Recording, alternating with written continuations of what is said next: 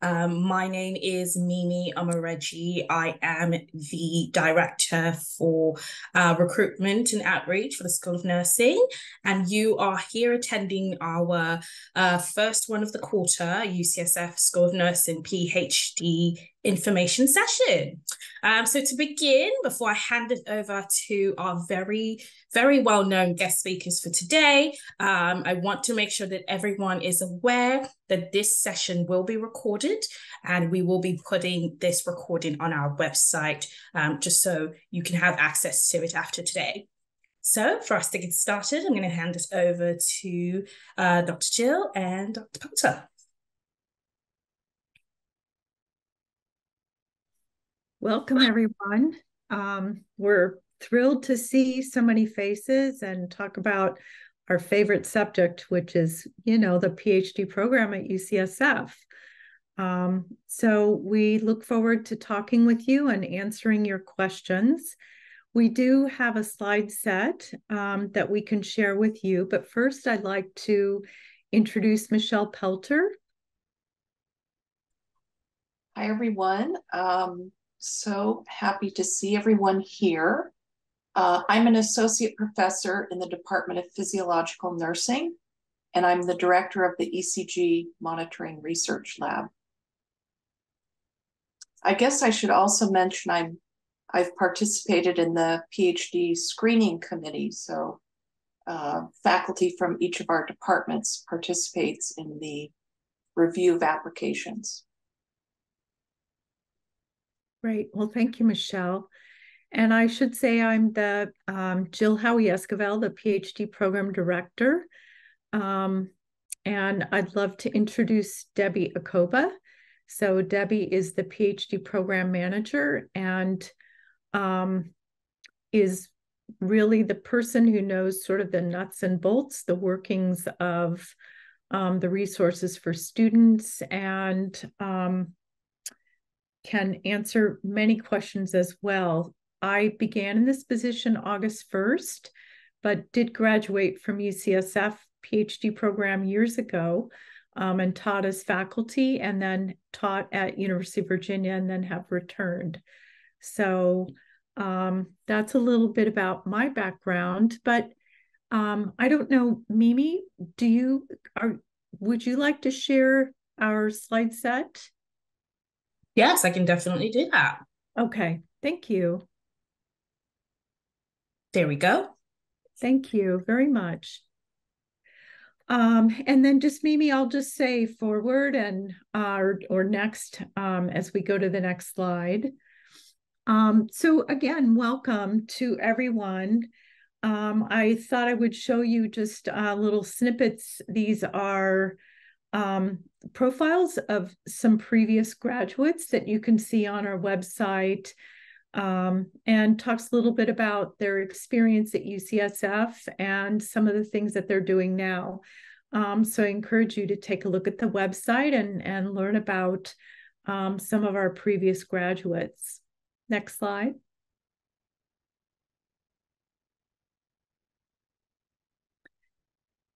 One thing that I think is very current and many applicants ask about is this sort of conundrum of, should I apply for DNP or should I apply for PhD? And one of the things that I often say to applicants is, what is it that you're interested in doing? What are you looking for in the next steps in your career? But really the reason why the PhD program is longer requires, more of a time commitment from you, your families, and, more time commitment with school, is because it prepares nurse leaders for careers that involve scientific research. And that scientific research is really original research. It's not taking a proven evidence-based type of research that has been done before and applying it in a new type of setting or a different area of practice. And that's really what the scholarly project for a DNP provides. So the Doctor of Nursing practice really provides a different way of applying research. Next slide. And so again, the main and key difference is that you're applying a new or original research process to answer a research question. And therefore, the PhD is responsible for generating new knowledge. Next slide. So what does that mean in terms of curriculum? And how does that look for what you would study over time? And in the PhD program, for example, the program length is about 3 to 4 years. Teaching experience, not every student can, or not every student is required to do a teaching experience, but most students do. That can be in the form of a teaching residency or working as a teaching assistant, but not every student is required to do a teaching assistant experience. The final assignment is a dissertation, and the format of the courses are hybrid. Some are in person and some are remote. And the hybrid means some courses are in a sort of combination of a little bit remote, a little bit in person. The DNP are, and you can see, just if you have questions later, I'm happy to provide these slides. But the DNP, for example, is 12 quarters. If you are post BSN or if you're postmasters, it's 7 quarters. Teaching experience is not required, and they do, as I mentioned, evidence-based scholarly project. It is remote learning, and there are 3 in-person immersion sessions per year. Next slide. Thank you, Mimi. The postgraduate employment opportunities can include academic faculty, which is what we see more traditionally, but these postgraduate employment opportunities have expanded significantly over the past, I would say, 5 to 7 years. I cannot think of a health system now that's a large health system that doesn't have either a DNP or PhD prepared nurse scientist as the CNO. PhD prepared researchers can go on to do pure sort of research scientist roles. So for example, instead of doing academic faculty role, they do a research only type scientist role. There are a number of corporate nurse scientists now, which is sort of a newer expansion of the role. But for example, there are nurse scientists on a variety of boards for large corporations that need to incorporate research that involves health. So there are more and more PhD prepared nurses that are employed by corporations. There are independent consultants and business owners. We have an example of Garrett Chan, who graduated a few years ago and has become a business owner for a health system.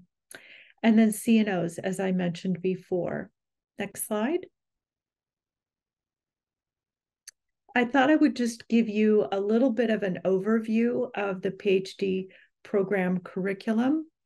You can go to the website and it tells you much more detail about the particular courses, but this gives you a little bit of an overview. So in year 1 and year 2, you do required courses. These are called the core courses.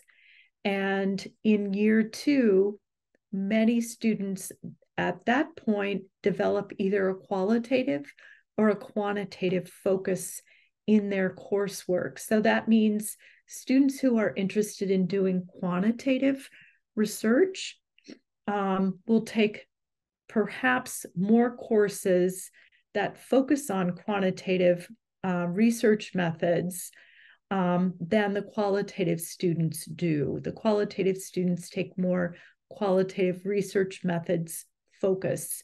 So in those content areas, they also can take cognates, which are courses outside of the School of Nursing to supplement their knowledge area. And then they'll take seminar courses that also within the School of Nursing that focus on their content area, their research area. And then in year 3, they may specialize in specific courses. They may have a teaching residency.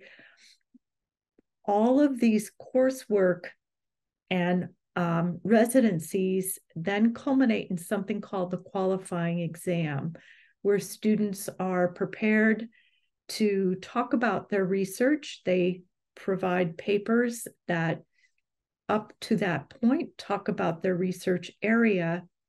And then once they pass the qualifying exam, they do something called the advanced candidacy process, where they're prepared to go on to do their dissertation. Some students do in year 3, at the end of year 2, their advanced candidacy, and then go on to graduate at the end of year 3 with their dissertation. Other students will do it in year 4, where they have their dissertation defense and then their final graduation at the end of year 4. This is an example of some dissertation titles that came up over the last few years. A qualitative study of the experiences of people who are homebound in the Bay Area. Clinical characterization and molecular mechanisms of dyspnea in oncology outpatients undergoing chemotherapy. An evaluation of co-occurring cancer-related cognitive impairment and anxiety in patients receiving chemotherapy using latent variable modeling and pathway impact analysis. And work-related musculoskeletal disorders, reporting attitudes and reporting behavior among nursing assistants in long-term care facilities in South Korea. And finally, biopsychosocial factors associated with insomnia and the effectiveness of treatment. So I'll stop here for a moment. Any questions, any thoughts, anything that you wanted me to review or talk a little bit more about?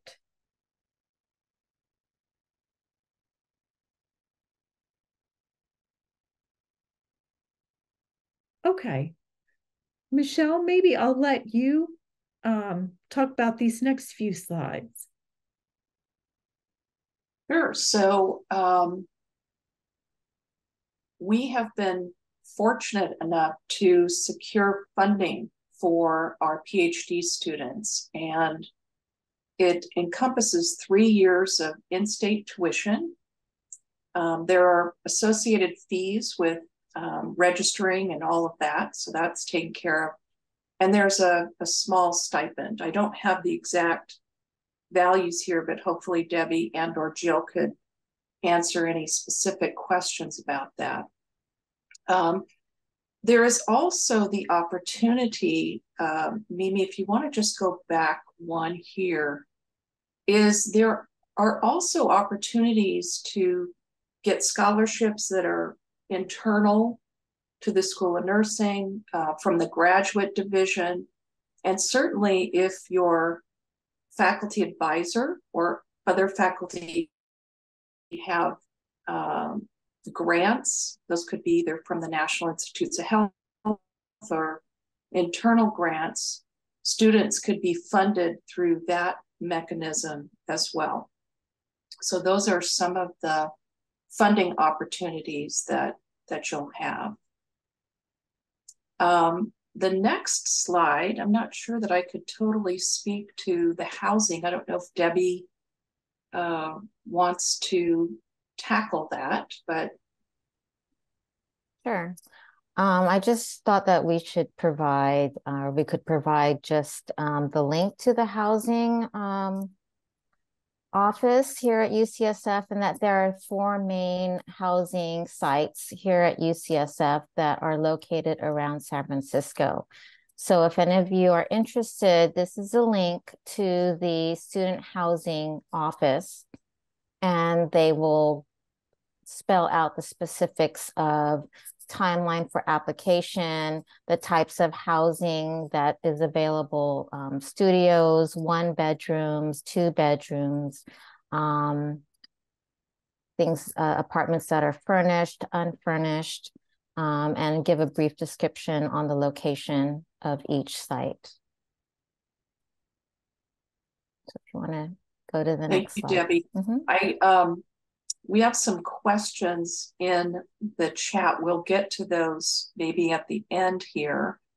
But in addition, in the chat feature of Zoom, you will find that Debbie has posted a web link and some very specific information about funding. So that will be important information for you to take a look at. Sorry, Debbie, if you want to kind of keep going here. We do have an office within the School of Nursing. That would be the Office of Student Affairs that is involved with overseeing the admissions and progression processes. But on campus, we have the Student Success Center, which has a number of different offices and resources that are available to all graduate students here on campus. And this is just the link to the website, and there are the subdivisions of the offices, and you can just click on the link which you're interested in learning more about.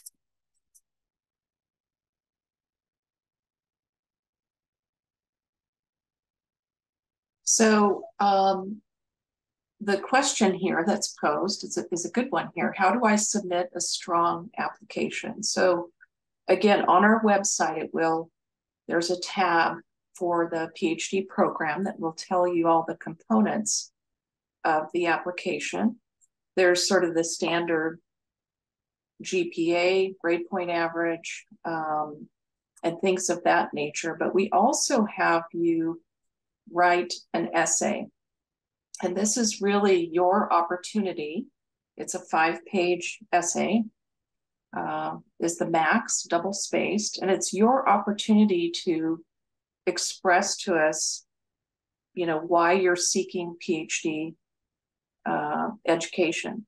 And in that, you can talk about your journey as a nurse or whatever activity you did in terms of taking you to this point.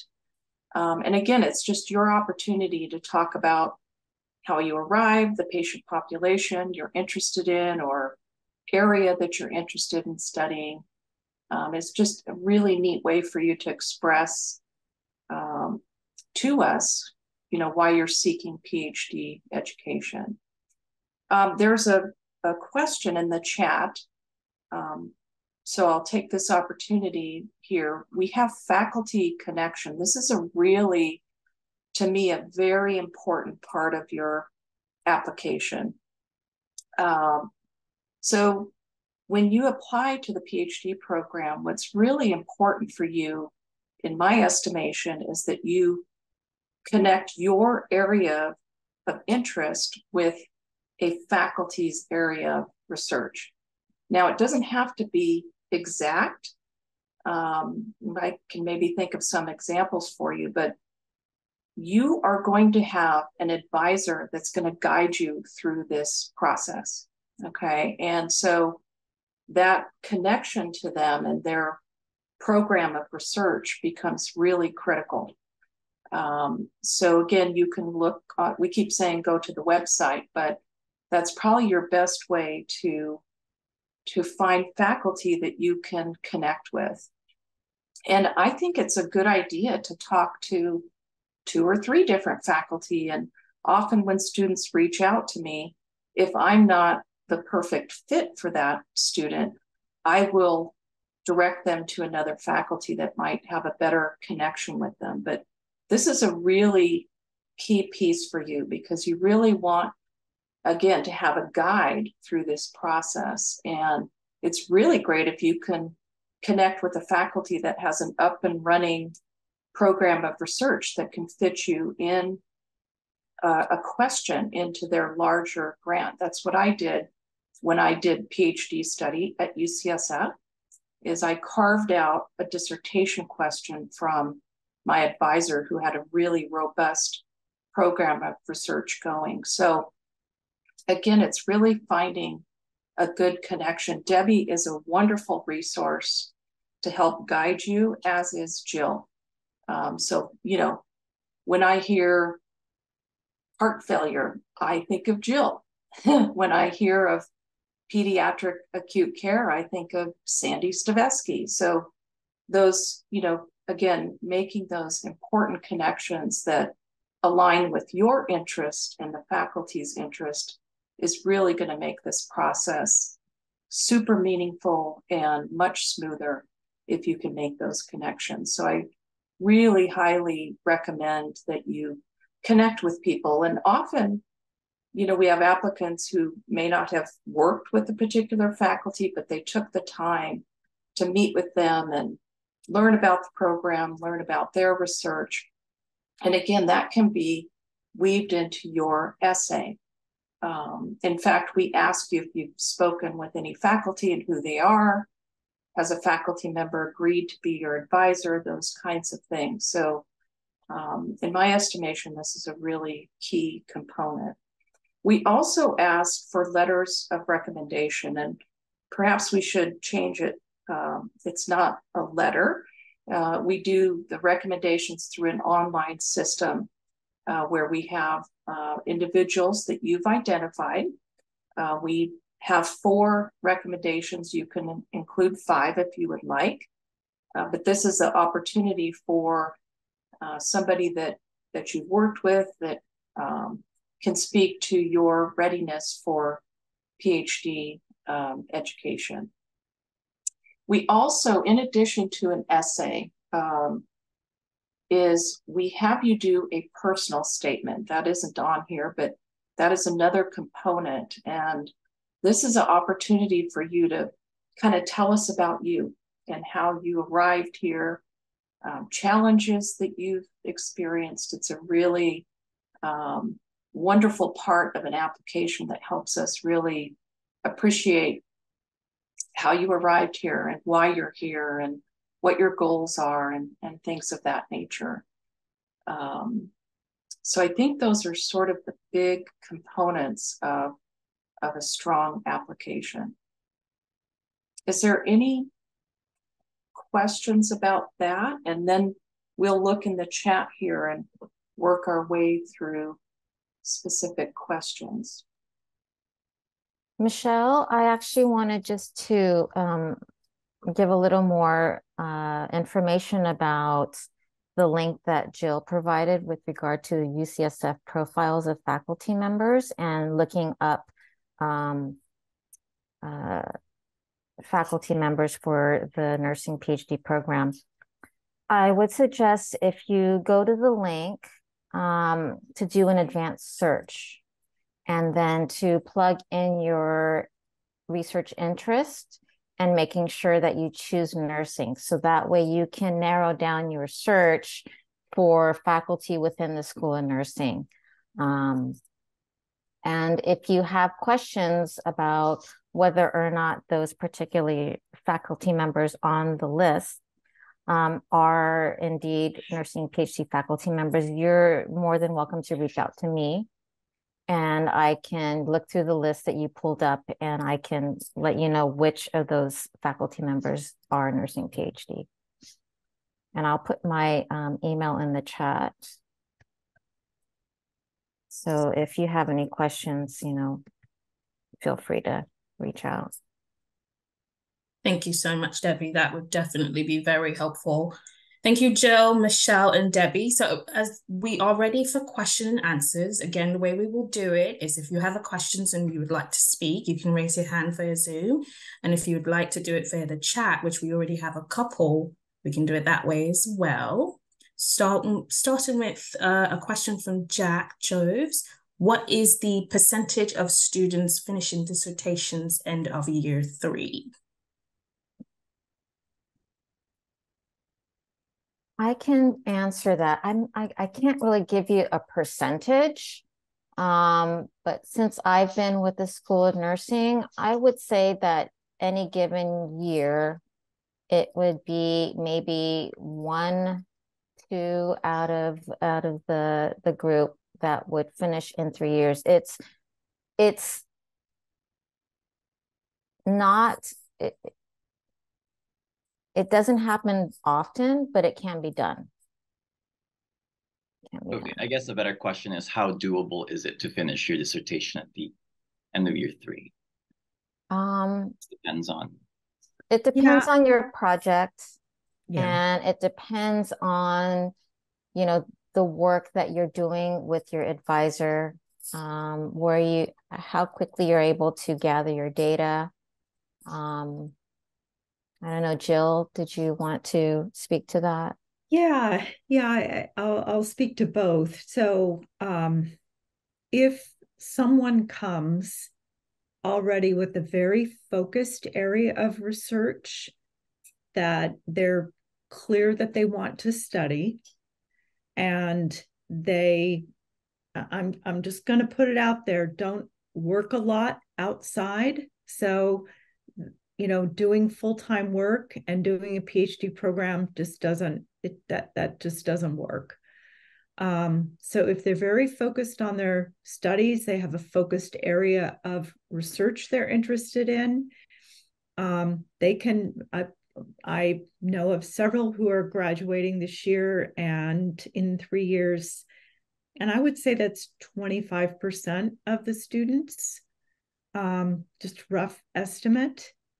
And then I will also say that if any of you, sometimes you might reach out to someone to ask a question if their area of research is your interest, and that person may not be accepting new students, or that person may not be a good match. Just reach out directly to me, or Debbie. Both of us are happy to talk with you. Sometimes, we don't want you to be frustrated that you keep reaching out to people and they're either somebody's not available or it's not a good match. So please feel free to reach out. Yeah. And I also realized after looking at the slide on housing, there's actually as of this summer, there's a new housing area that UCSF has opened up for students. So they're actually, and it gives you a rating of sort of typical housing prices, and then UCSF student housing prices, and they're definitely at a reduced rate. So that's encouraging to see, that there are quite a few opportunities for housing for students if that's something that you need. Just to give my 2 cents, if you will, on the time that it takes. So there's a few factors. I think Jill and Debbie have kind of covered those. It's sort of, if you come into the program with a very clear idea of a project, you've got a really good communication stream with your advisor, you can really sit down and, what you're going to want to do is say, I want to graduate in June of this year. And you back up all of the things that you need to do to achieve that. So Jill presented to you the sort of outline of a 4-year program. It's important for you to know that when you finish your qualifying exam, which is, we call it an exam, it's really written work. It's 3 papers that you're going to write. And you must register then for 3 quarters. Debbie, correct me if I'm wrong, after that. So you really have to, if you don't do the qualifying exam till the end of year 3, that's going to keep you back. Okay. So you really have to be very careful about your timeline, is to really kind of think, when do I want to walk across the stage at graduation and really back up? And again, it's going to require very careful communication. It's definitely possible. I think also you have to think about what your dissertation question is going to be. If you're going to take on an intervention study, or you're going to do any kind of follow-up or something of that nature, that's a pretty complex dissertation to do. So here again, is there a project that you can tag on to now when you enter the program? Can you use existing data? Things of that nature. And again, I'm not trying to dissuade you from a particular design or approach to your dissertation, but there's kind of multiple things that you're going to need to think about in terms of the timing of things. Thank you, Michelle. We have a couple other questions. Another question from Tan Skinner: is the PhD program in person or hybrid? So I can answer that one. Because we accept students from all over the world, and we definitely have a group of students who are international students, we have to adhere to visa requirements for those students. So that means that we have to have a certain percentage of courses that are in person. And that's about, you can estimate somewhere around 70-75% of courses must be in person. But that is during the coursework phase, so the first 2 years of required coursework.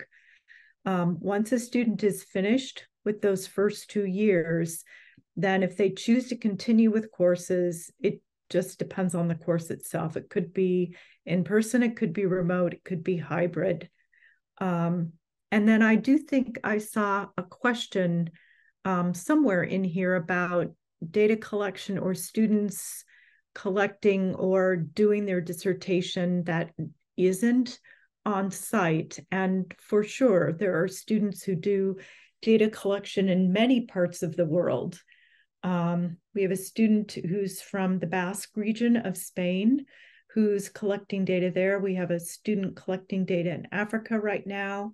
And there are many examples of student data collection in various sites. So it doesn't have to be in the Bay Area.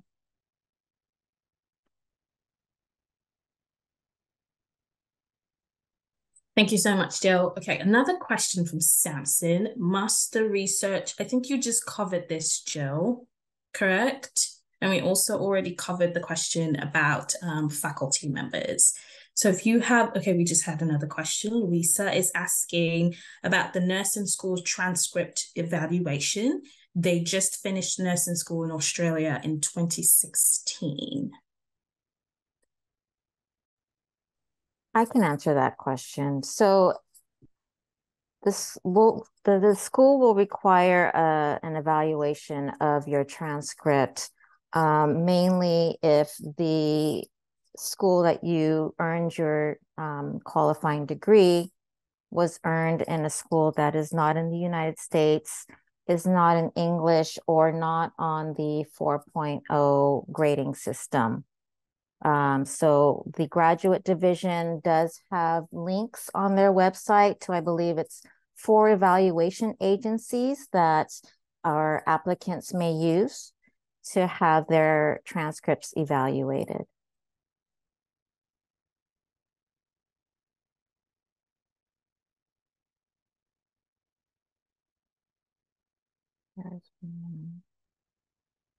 Jyoti, go ahead. Hi, I have a quick question.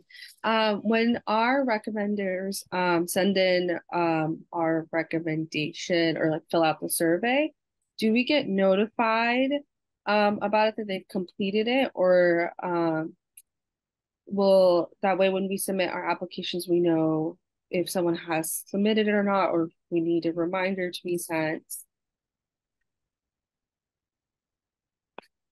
I believe that, once once your application is complete with all of your recommendations received and all of the corresponding materials, that it would move forward for review.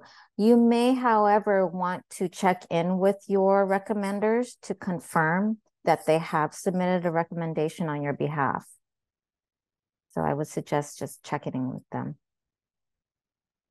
I can tell you too, just on the process side of that the committee looks at that. Debbie, in fact, does an initial assessment of the application, looking for things that are missing. Sometimes the recommenders, that's somewhat out of your control that they follow through, right? So we also try to make that assessment, reach out to the applicant, reach out to the recommender, because we don't want your application to be held up because of that. So, you know, that's one of those instances where we really try to get that information. Again, sometimes it's out of your control, but here's where, you know, again, picking recommenders, selecting recommenders that are really going to follow through with that commitment to do that. So, but you know, hopefully, I don't think. Correct me if I'm wrong, Debbie, but we really try to get that piece of an application if it's missing. Yeah, typically if I notice that there is any missing component for your application, you know, we'll reach out to you independently to make sure that your application is complete so it can move forward. There's a very specific question about, I hope it's okay, Theodore, to use your name here, which I just did, but you've reached out to 3 or 4 faculty based on your area of research interest, but didn't get many bites of interest. I don't know if you want to share your area here, or if you want to follow up with Jill, myself, and or Debbie. Yeah. Hi, I'm Theodore, and I am considering PhD looking at HIV and aging. I work in the Department of Aging and Adult Services, and I've worked in HIV for all of nursing so far. And so I had reached out to, I think it was probably 2 who are more specific to aging and 2 who are more specific to HIV.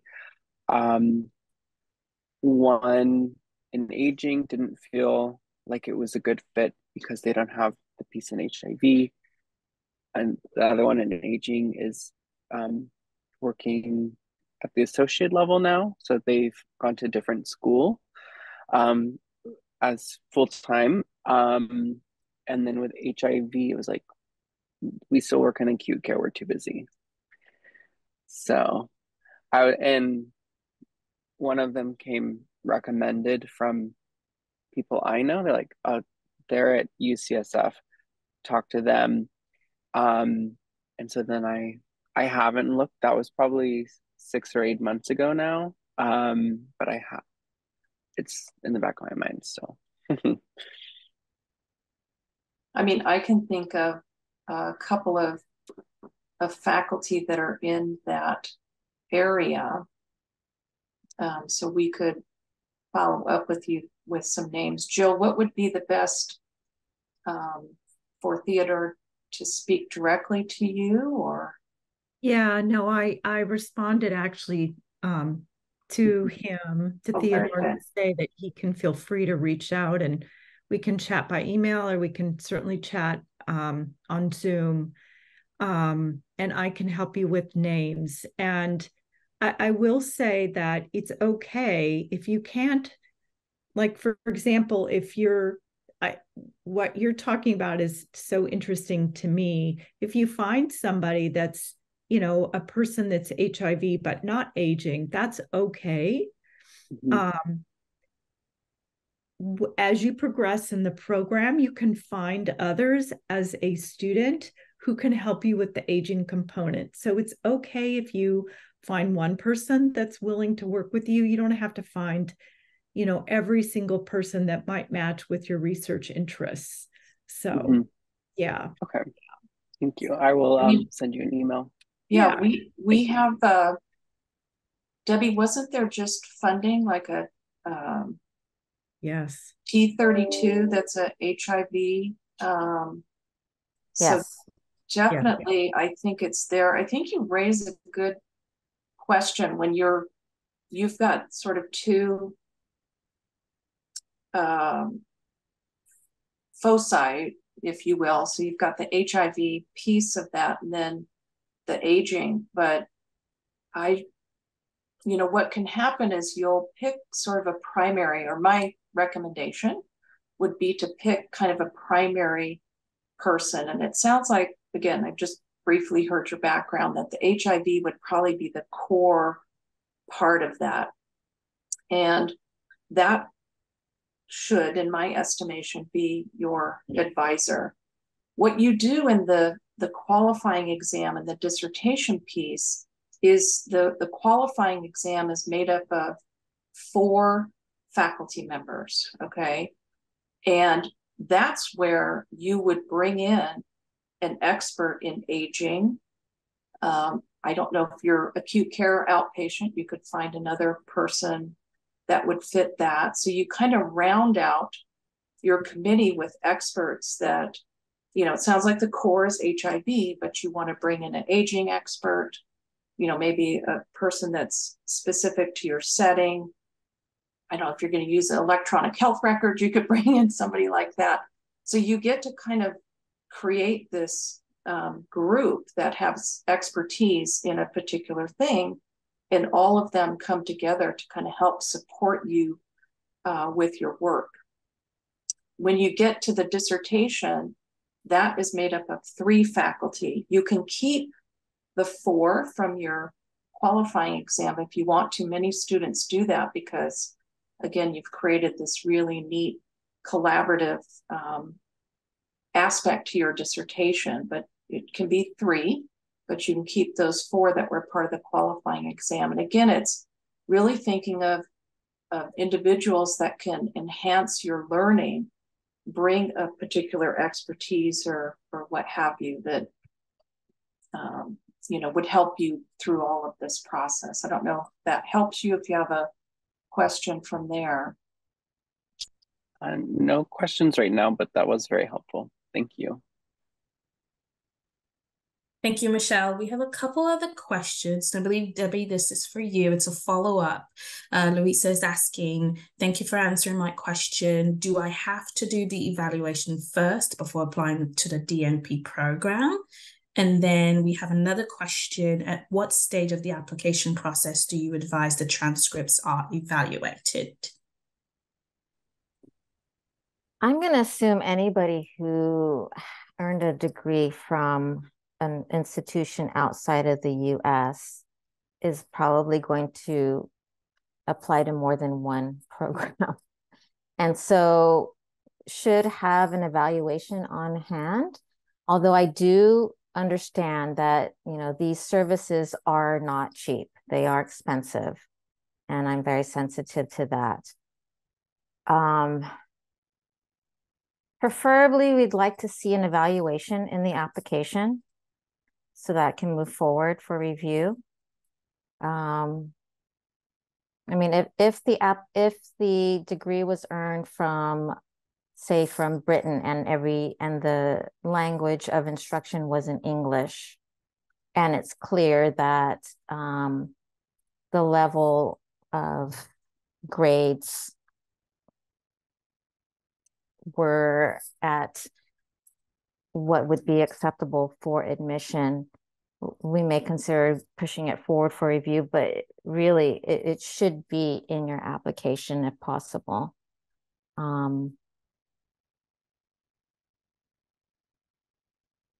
If you want to reach out to me independently, we can kind of discuss what you have now, and hopefully I can give you some advice on how to move forward.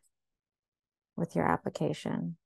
And like I said, ideally, we would like to see an evaluation in your application.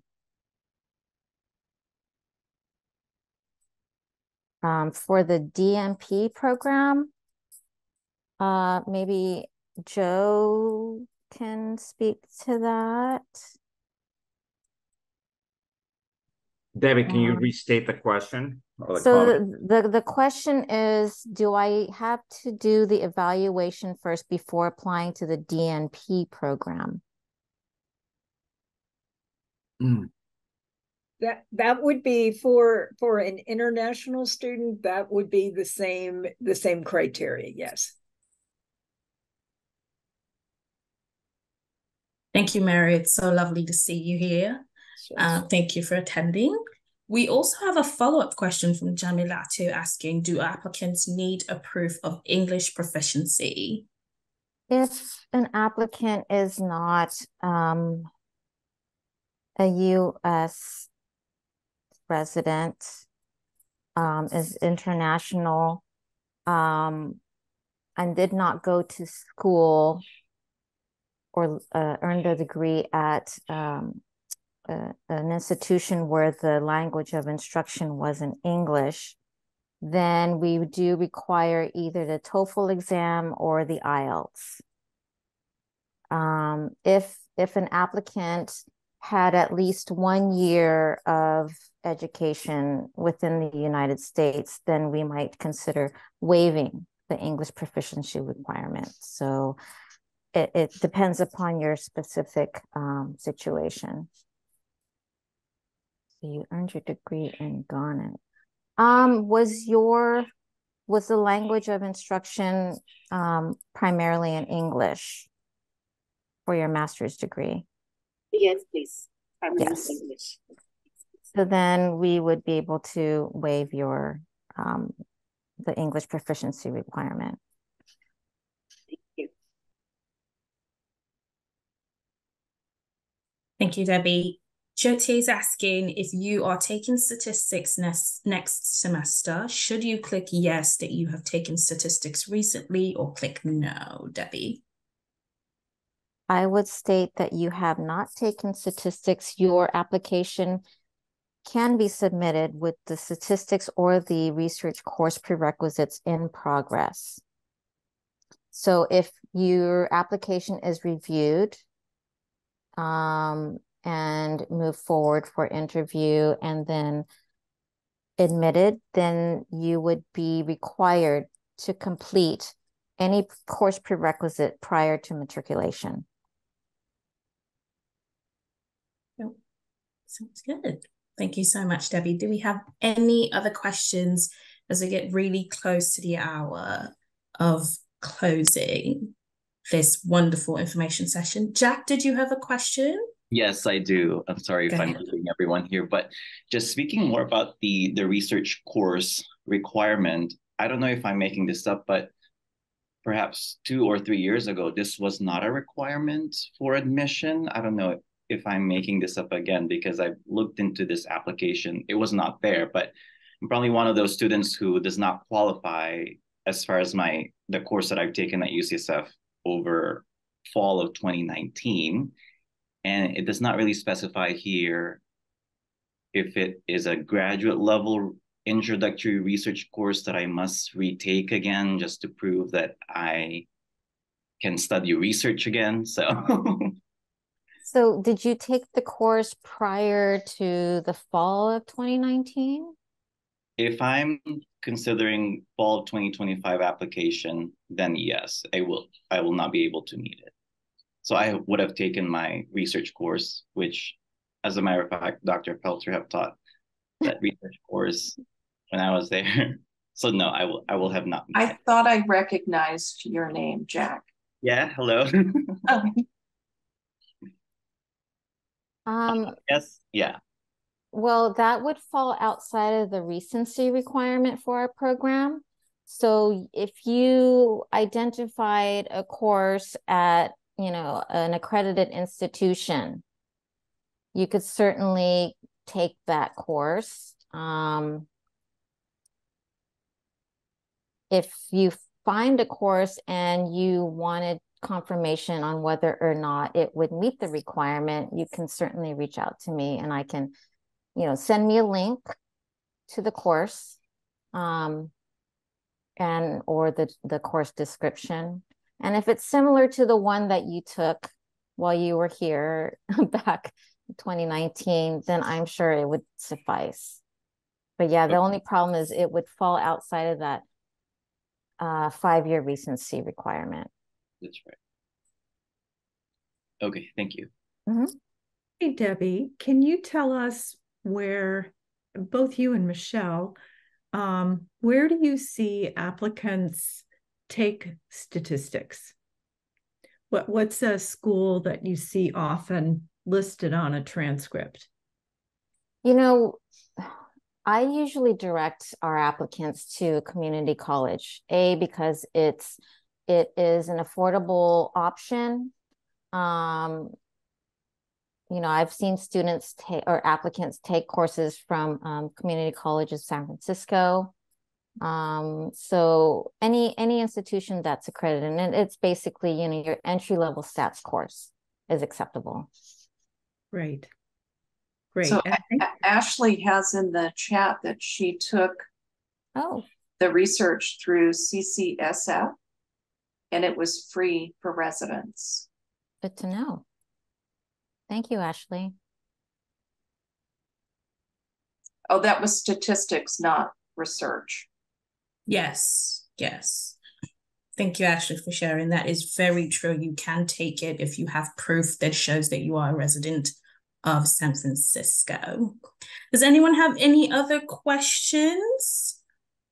If not, I'm going to hand it over to Dr. Mary Lynch to say a few words, our assistant dean. There was one more question about, there's a question regarding facilitating the visa application process. We do have an office here at UCSF called the International Students and Scholars Office that once you are admitted, you would work with them in order to work on any visa for your studies here in the United States. Louisa has another follow-up question. Louisa, did you want to speak? Okay. Louisa is interested in the Go ahead, Louisa.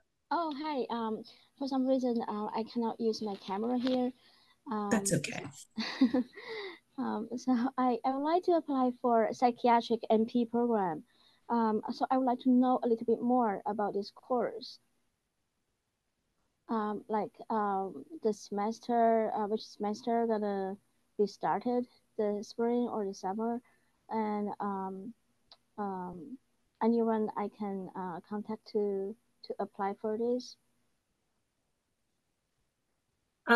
This is Mary Lynch. I'm the Associate Dean for Education Programs. And you're considering that you want to do a psychiatric nurse practitioner program study along with the PhD? Is that the question? I would like to do the psychiatric NP program. I would like to apply for doctoral degree. Okay, because starting in summer of 2024, all of our nurse practitioner programs and clinical nurse specialist programs are aligned with the DNP, the Doctor of Nursing Practice. It isn't impossible to do your PhD studies and do an NP, but that is a whole separate process where the PhD faculty will want you to complete your coursework required for the PhD before you would move into your psych mental health nurse practitioner status, because it's a separate program. So again, just to be clear, our psych mental health nurse practitioner program, which currently is associated with the master's program, is transitioning away and won't be offered at the master's level, but will be offered at the DNP level. Oh yeah, okay, yeah, I heard about that. Yeah. One of my friends, she's doing master degree right now, and then she told me, yeah, it's transferring. So Yeah. yeah. So if Thank you you for look answering my on question. the website for that program, you will find the faculty that you can connect up with for sure. Okay. And I also I would like to talk a little bit about like my background. As I have a chance to talk to you today. So I graduated in 2016 in Australia. For 3 years, I studied 3 years in nursing school in Australia, and then I came to US, and then I did my uh, pediatric training in Weimar University for 3 months, and then I did maternity training in Loma Linda for another 3 months because of the education deficiency. And then I got my NCLEX. Yeah, that took me like all of this took me like 2 years. Yeah. And then finally I got into nursing, and now I'm working in psychiatric emergency services. So, um, so this is me. Do you think like I'm qualified to apply to this program? Yeah, good point. I definitely want to encourage you to look at the website. If you have passed your NCLEX in the state of California and you are currently working as a registered nurse, you would be eligible to be considered for admission. But again, that would be the psych mental health nurse practitioner program attached to the DNP, not the PhD. Yes, and Louisa, I just sent you my Okay. email so Thank you. you can contact me and we can chat more. We also have a DMP information session going on tomorrow, and our one and only Dr. Lynch will also be presenting at the information session tomorrow. So if you have any questions, we can talk and we can set up a time for us to chat one-on-one, okay? Thank you. Appreciate it. Thank you so much. Not a problem. All right, we do have one more question before I give it back to Dr. Lynch again from Jamila 2. I think this is for you, Debbie. They took a course in research during their master's degree in Ghana. Do they have to take the course again that you talked about, the course in research? If it's within the recency requirement of 5 years, then it would qualify.